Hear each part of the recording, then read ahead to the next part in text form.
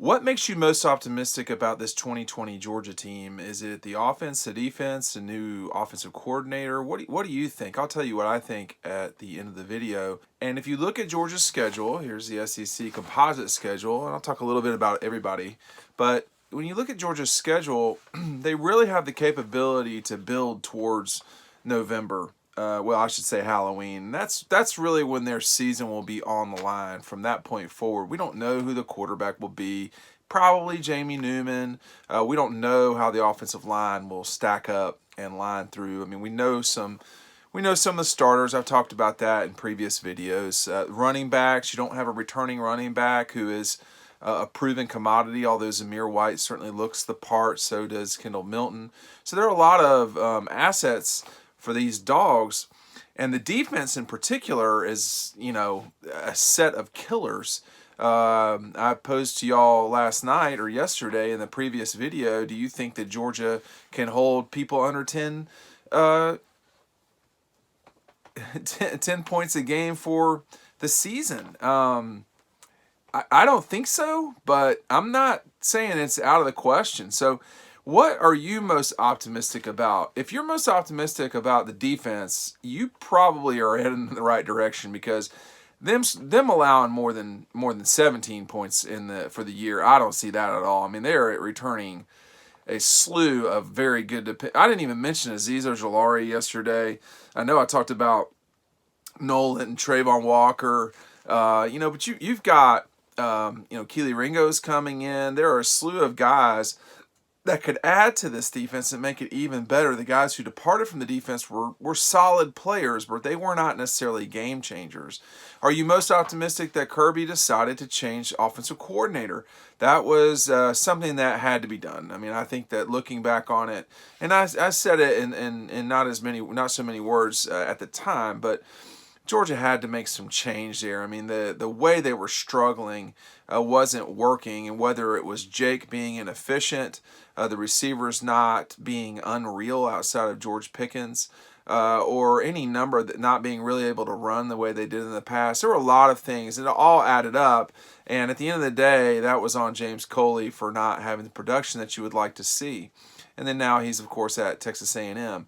Was it the switch of offensive coordinator? Does that give you new optimism, or is it the change at quarterback? I mean, now you've got a guy who's proven that he can win the SEC, a guy who's proven he can take Georgia to the national championship game, a guy that has, there's no dispute that he will win the SEC East if he's your quarterback, which is Jake Fromm, to complete uncertainty.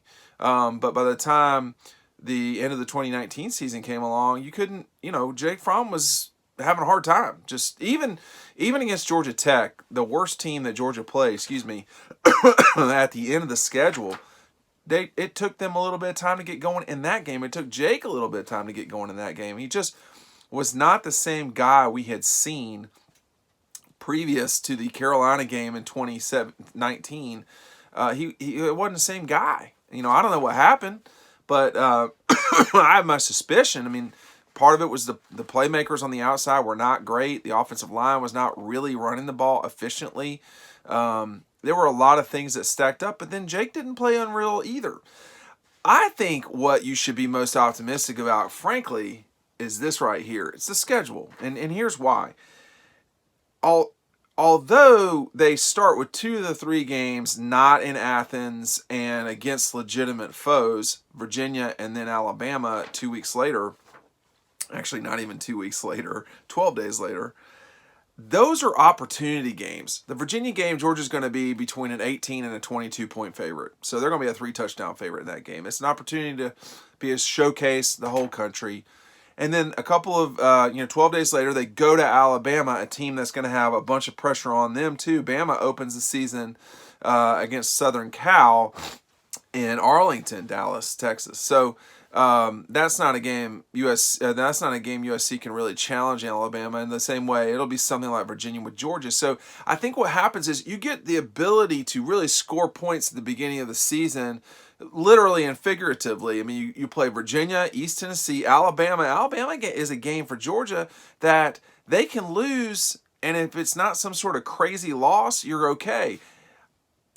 I think Georgia has a not somewhere around a coin flip chance to win that game, frankly, just because of Georgia's defense. It's so good.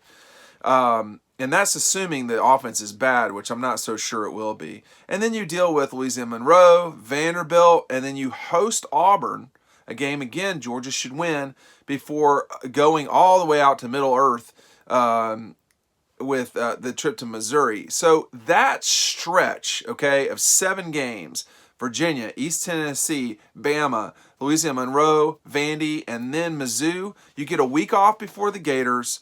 You host Carolina, you go to Carolina, you host Tennessee, Kentucky on the road again, and you host the Jackets. It gives you the ability to find yourself the first 8 weeks of the season, 7 of those being games, 1 being an off week before the Gators. It gives you the ability to find yourself along the way. Is it Jamie Newman? Is it Carson Beck? Is it Stetson? Is it Dwan Mathis? Who is it going to be?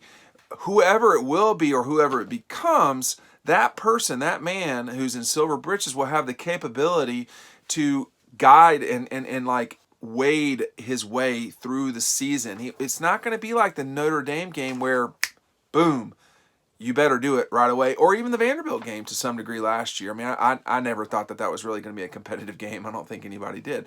The schedule really lines up great for Georgia, and I think that's a big deal thing. Check out this video up here. We'll see you over on the website, Dean Legge for Dog Post.